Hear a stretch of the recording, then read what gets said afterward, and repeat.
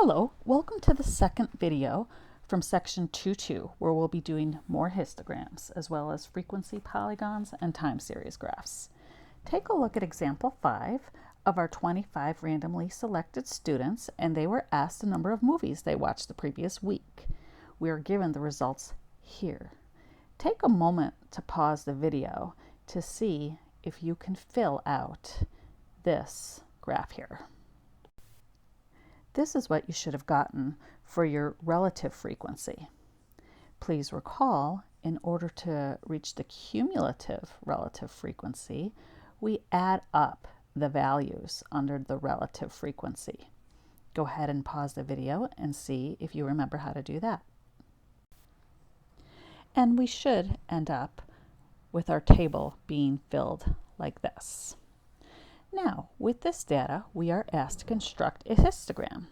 This time, we're going to use the frequency for the y-axis. So let's go ahead and draw our vertical and horizontal axis and go ahead and label them.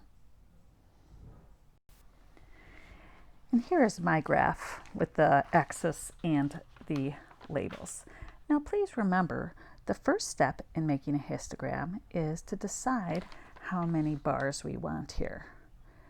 Again, there's no set rule, but let us go ahead and decide on making 5 bars.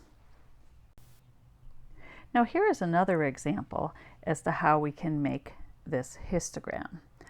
On our vertical axis, we can separate this from 0 movies to 1 movie, etc.